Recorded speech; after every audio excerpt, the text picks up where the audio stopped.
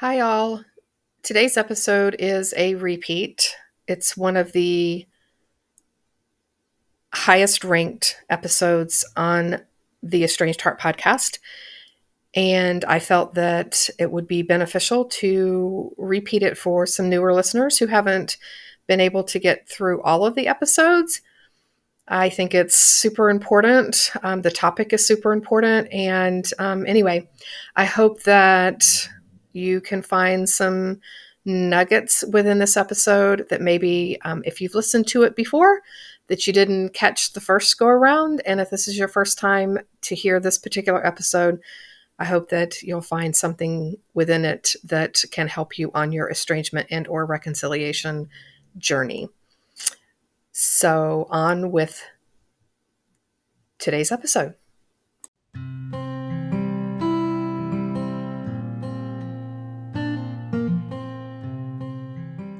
Hi there. You're listening to episode number 8 of the Estranged Heart podcast, and I'm your host, Kreed Revere. Welcome back to our returning listeners, and if this is your first time here, thank you for following your curiosity, which led you to the Estranged Heart. As we begin today's episode, I invite you to grab a cup of coffee or tea, settle in, and listen with an open heart. Shall we begin? As always, a quick disclaimer. I'm not a therapist or a counselor. Nothing within this podcast should be considered or taken as therapy. If you are in need of therapeutic support, such as counseling, please seek out a therapist near you. I wanted to begin today's podcast by giving a couple of shout outs. This past week has been, actually the past two weeks have been filled with lots of flurry and activity regarding the podcast and my particular estrangement story. And I wanted to just acknowledge some of those happenings. The first one I'd like to recognize are the estranged adult children who have reached out to me recently. Thank you. Thank you for your direct messages on Facebook, your direct messages on Instagram. I appreciate hearing from you. And I want to say that you are the reason for today's episode. The second shout out goes out to Leslie McShane and her podcast, The New Old You. I was interviewed by Leslie and regarding my estrangement experience, and you can listen to that episode on her podcast again, The New Old You. I was also interviewed for another podcast, again for my estrangement experience, and that was with Lindsay DeSchwart, and her podcast is called the Magical Midlife podcast. And so you could listen to my story on her podcast as well. Again, that podcast is called Magical Midlife. And finally, I want to give a shout out to Susanna Calvert with the Foundation for Family and Community Healing. I am so excited for our collaboration and our work together that we are starting, and for what the future holds for us as we work together to help restore family healing. And I appreciate you listening to my story and your support of the Estranged Heart podcast. Greatly appreciated. Thank you so much. So as I begin today's episode, we begin every episode with a quote, and today's quote is, "Assumptions create conflict. Curiosity prevents conflict and satisfies the human need to be seen." And that is by the Secure Relationship, which is on Instagram. I invite you to check out that Instagram account. Will be worth your while, I think. So, it's funny how it's so hard to see the forest for the trees, right? When you're in it, only our perspective and our experience of what is front and center. It's nearly impossible to get an aerial view of things.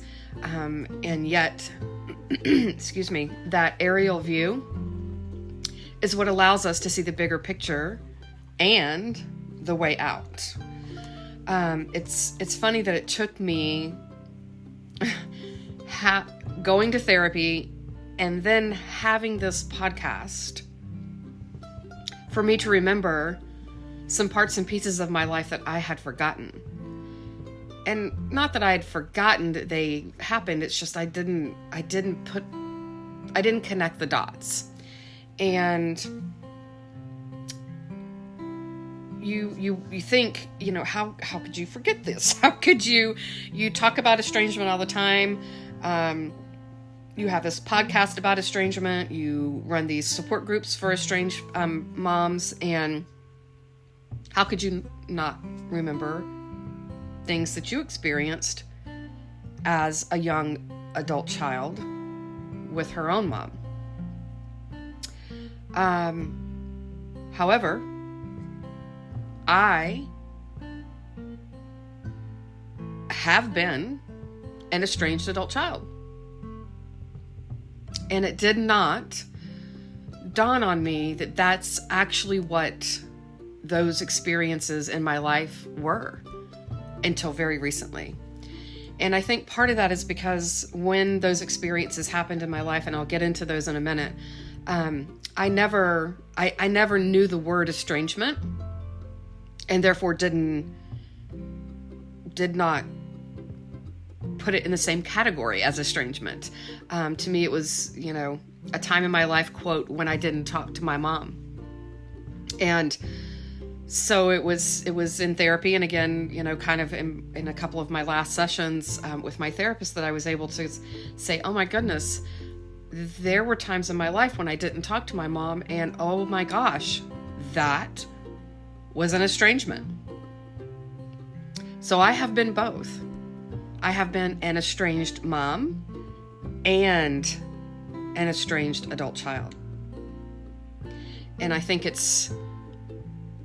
that is more common than we would like to believe, especially as estranged moms who our adult children have removed themselves from our lives.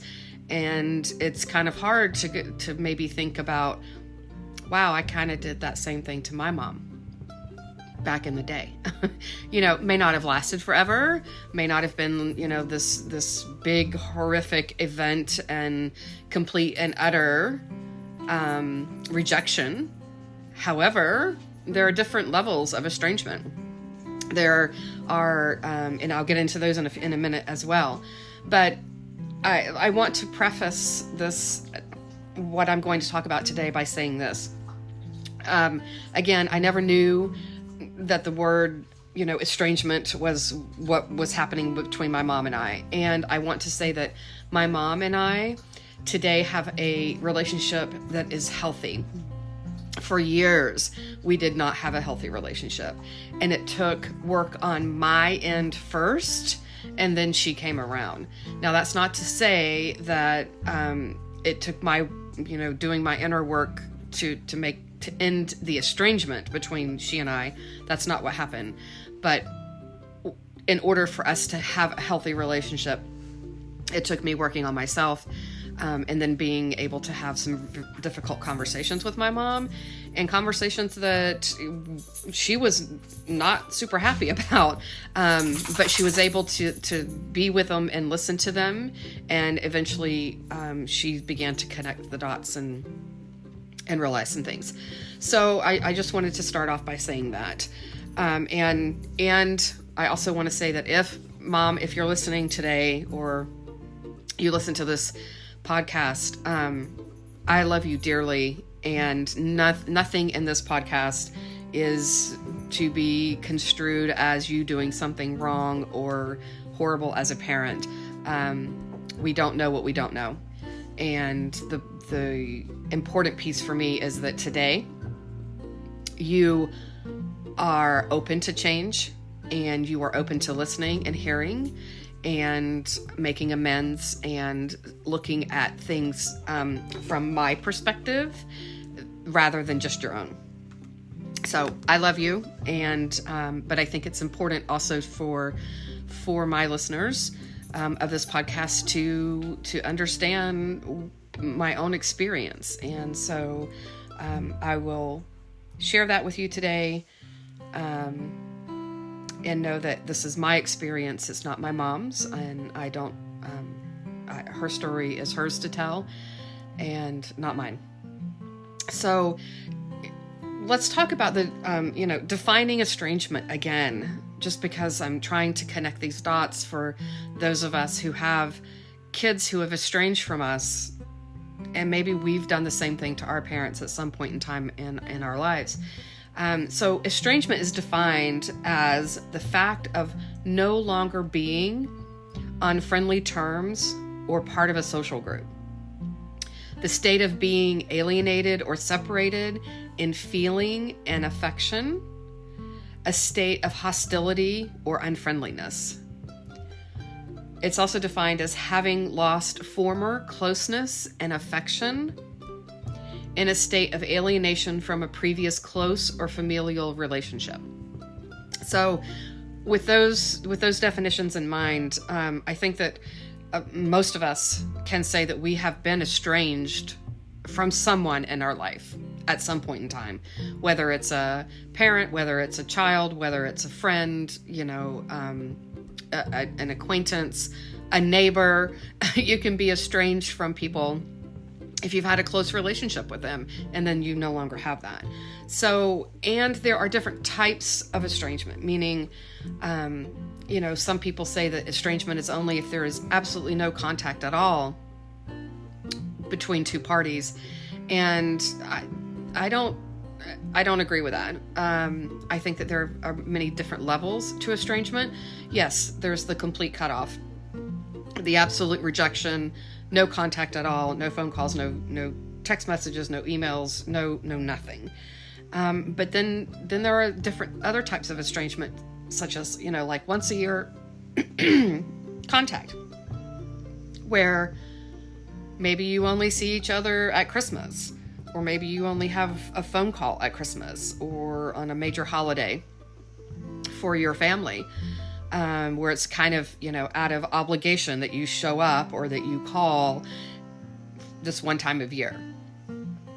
But the rest of the year, there's no contact. There's no closeness, no affection within relationship with one another. Then there are the short versions of estrangement, like the 6 months with no contact, and then you come back together in relationship, and then a year later you're back off again, the on again, off again kind of thing.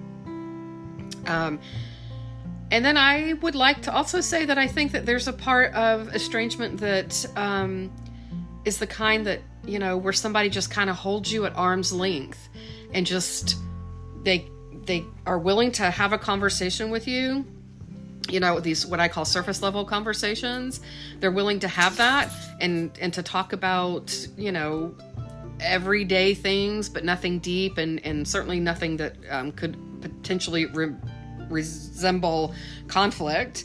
But just they hold you at arm's length, where you can't have that closeness. You can't have that connection with each other, and it's not reciprocal, right? Like one party, holds all the cards, so to speak, and saying, well, you can contact me here or under these circumstances, or only under, at this time of year for this long, or what have you.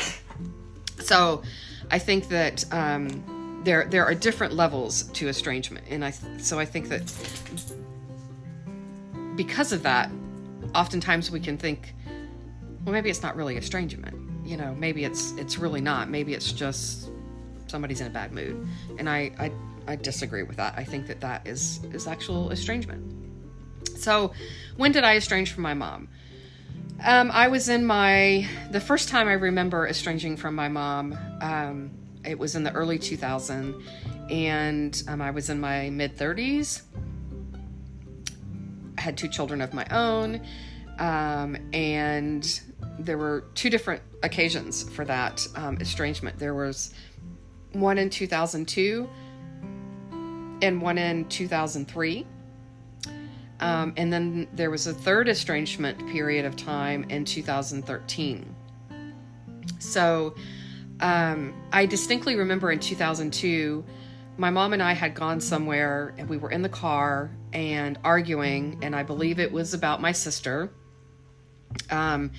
because it's just my sister and I are the only children my parents had, and there was quite a bit of favoritism shown from my parents between my sister and I.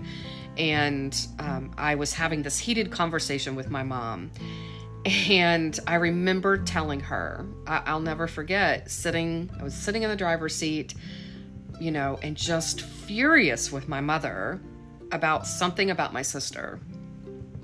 And I remember telling my mom, I do not have to have you in my life just because you carry the title of mom. And I remember she was so taken aback, and she was mortified.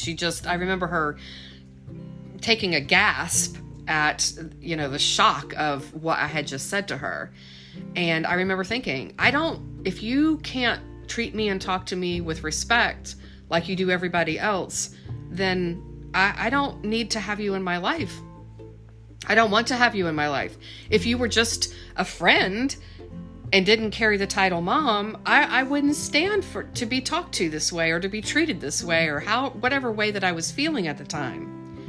And so that was my remark to her, and she was just taken aback. And so for a period of time, we didn't talk there for a bit. It didn't last for very long, that initial time.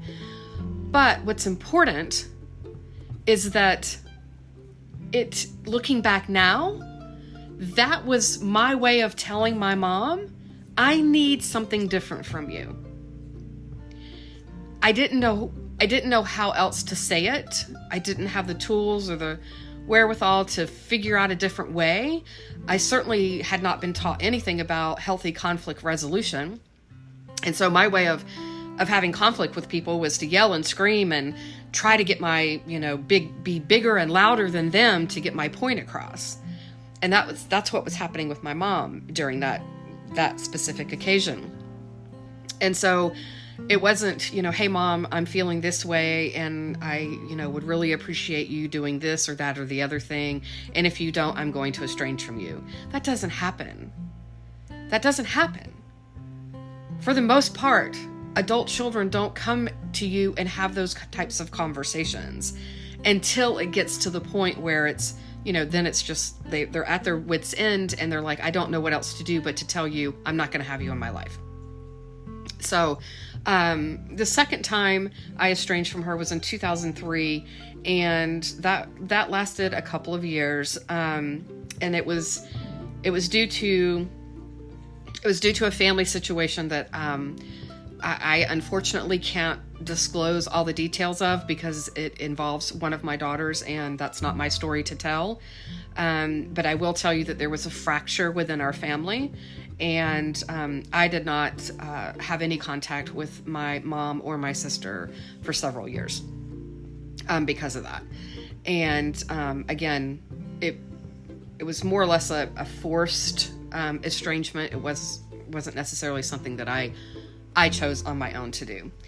And then the third time I estranged from her was in 2013, and actually it wasn't 2013, it was earlier than that. Oh my goodness, when was that? Maybe 2011, 2012. And anyway, she had remarried, and I was living in Washington State at the time. She was in Florida. And so I was fairly disconnected from the family just because of distance and location. And she remarried, and I felt like it just caught me off guard. I wasn't prepared that she was remarrying and, was moving and having this other person in her life. And I just felt really disconnected from her. And we had another blow up, and I didn't talk to her for a number of months after that as well.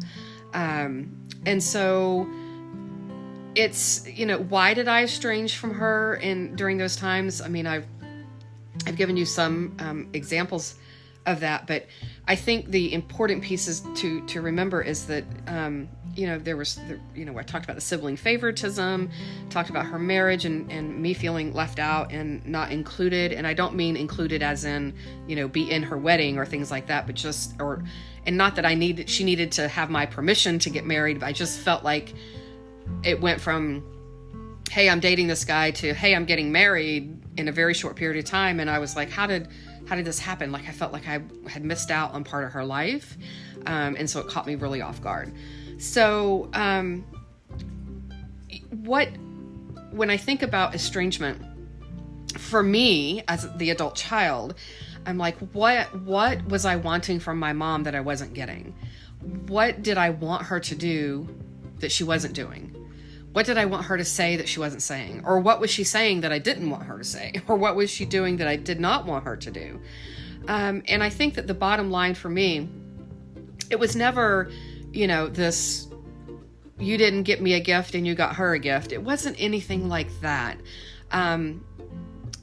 Well, I will say this. It wasn't, those type of things may have been the surface level things. It's kind of like in a marriage, and you start having relationship issues and people talk about, the socks on the floor and, the wet towel on the floor instead of being hung up. And that's not the issue. Those are symptoms. The issue is what's lying beneath that. And that always comes back to feelings and emotions. And for me, I didn't feel like I ever had my mom's undivided attention that wasn't somehow connected to my sister. Okay, I just never felt like she and I could just have a conversation and be in relationship with one another without something from someone else. And that was either in conversation, having just a conversation with my mom, and she would say, oh, well, I talked to your sister yesterday and she said this and that and the other thing. And I'm like, I don't want to hear about my sister. I just didn't. I wanted her undivided attention. And yes, I was in my mid-30s. Yes, I had family of my own. And yes, as most adult parents say, you ought to know better. You're a grown adult with a family of your own. You should know that it's not all about you. You're right. It wasn't all about me. However, it stemmed from my childhood. It stemmed from my childhood of not feeling like I ever had my mom's undivided attention. And that was what was running my show. That's what was driving my bus for years. And I never understood that, never realized that until I got myself into therapy. And so it was after getting into therapy, after my estrangement with my daughters, that I was able to finally go, oh my God, now I understand why I was so frustrated with my mom. Now I get why I felt like I needed to estrange, and then that rolled over to my children. Oh, now maybe I can understand a little bit about maybe why they estranged. I didn't have specifics on why they estranged, but maybe they estranged because of how they were feeling when they were around me. Not that I was making them feel a particular way, but because of how they felt when we were together. Because of how I felt when I was with my mom. Now, did my mom set out to intentionally do these things? No. Did she set out to intentionally hurt me? No. What she did do is when I talked to her about these things in the only way that I knew how, I was met with resistance because my mom is the type of person that shuts down when there's high conflict and there's anger and there's loud words and there's things like that. She can't receive that information. She views it as a personal attack. And while I didn't think that that's what I was doing, that was how she perceived it. And so because she perceived it that way, we were not able to have a healthy conversation, because she shut down. And then when she shut down, I got more angry and I got louder. And the louder I got, the more she shut down. And eventually we just went our separate ways because we couldn't have a healthy conversation. So I did my inner work. I started working on myself, albeit because of the estrangement experience with my own children. However, I started doing my own work.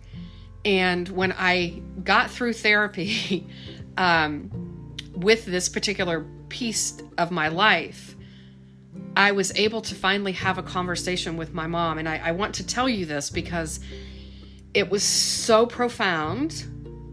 And I actually saw the results, the very good, healthy results of my doing my work and having that conversation with my mom just very recently. So again, my estrangement with my girls started in 2016. We were estranged for a year and 2 years, and then we've been reconciled since. So in 2019, I had my parents came out for a visit, and I had an occasion to have a conversation with them one night about things that, in my past that, where I had been hurt and just not happy with our relationship. And I talked with her one night and I said, Mom, do you remember, when I had this conversation with you at the girls' birthday parties, and you told me, that you couldn't, you were not able to help me at that point in time. It was a financial request I had of my mom. And she told me she couldn't help me because she may need to help my sister. And I remember just the gut punch. I mean, I just felt like, wow. Instead of just saying to me, I'm not able to help you right now, what she said to me was, I'm not able to help you because I may have to help your sister. And so that hurt me. That hurt me deeply. And so in 2019, I was able to have a conversation with her about that hurt. And I talked to her about that. And she said, I had no idea. I had no idea that what I had said to you hurt you the way that it did. And I am so sorry. But it's important to know that when I had that conversation with her in 2019, I was calm, I was collected, I was not triggered, and I was able to have a conversation with her that she was able to receive because I wasn't loud, I wasn't angry, I wasn't screaming, and she wasn't shutting down. So we had that conversation. Fast forward to just a few weeks ago. Mom and I are on the phone, we're having a conversation, and she's telling me about something about, potentially maybe going and moving closer to my sister because my sister has some health issues. And my mom says to me, considering moving over here to be near your sister because I may need to help her. And I didn't think much of it when she said it. I had a fleeting thought of, oh, of course, here we go again. She's going to go help my sister.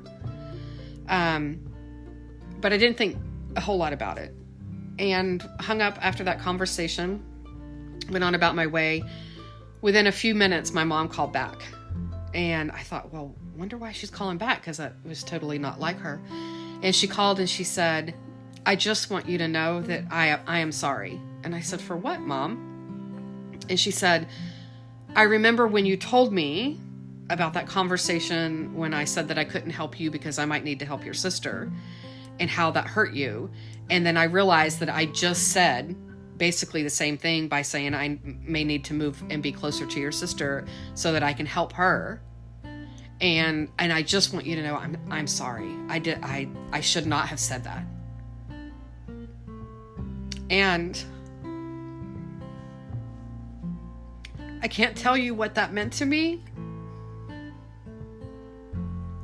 because that told me that my mom had listened.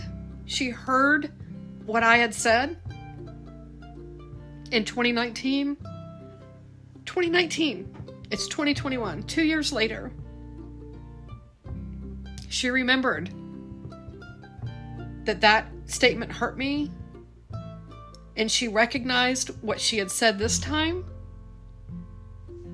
and she called back and made an apology. Now, I didn't expect her to do that. I wasn't expecting anything. But she did. And I can't tell you how healing that was for me. For my mom to understand, to hear my pain. And I'm 52 years old. And it's still, obviously I'm emotional about this. It means something to our adult children when we can hear their pain. When we can say, I am sorry, I hurt you. Without but I did the best I could. But I was only trying to do what I thought was right. She just apologized. She listened to me, and she heard my pain. And she apologized for hurting me. With no caveats.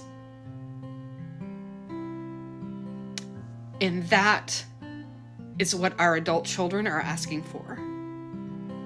Our adult children are asking to be heard, to be respected,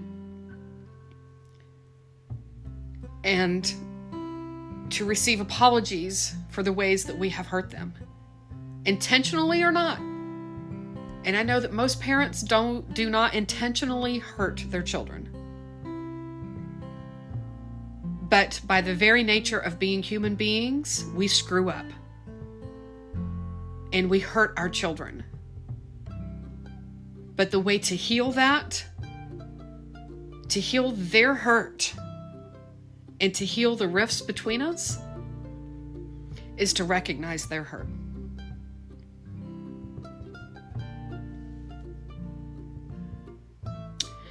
So I hope that what I have said today has given you something to think about. If you're an estranged adult child listening to this episode, I want you to know that you can reach out to me and I will listen. I will listen. I know I'm not your mom. And I know that I can't take away that pain, but I'm here to listen to you. Whether you want to share your story on this podcast or not, I recognize the importance of being heard, of having your pain witnessed. Because I too have been that estranged adult child who was hurting and needed my parent to hear my pain. And if you're an estranged parent, if you're an estranged mom, and you want to know how to do this, how to maybe peel back the layers to see what you're missing. Because I had that. I was like, what am I missing? I don't understand.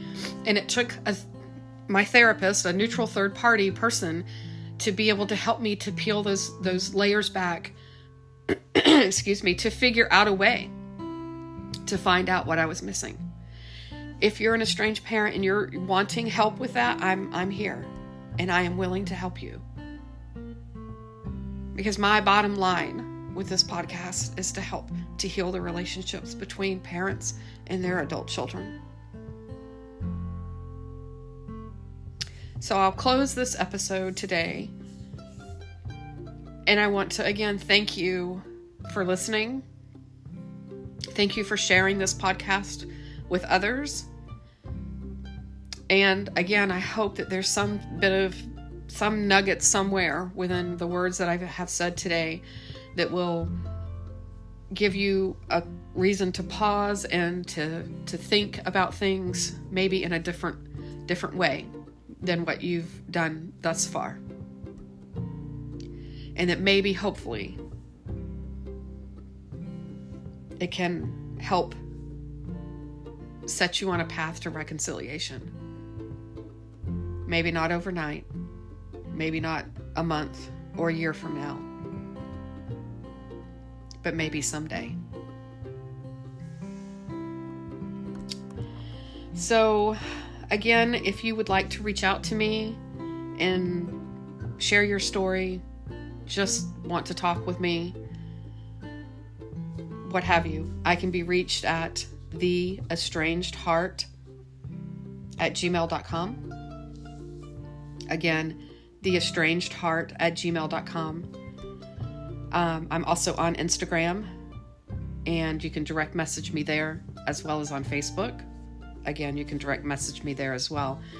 And both of those are The Estranged Heart. Please take care of yourselves. Please don't get into a place of beating yourself up for things you didn't know at the time. Give yourself some grace and understand that life is a process. The important pieces that we're learning as we go.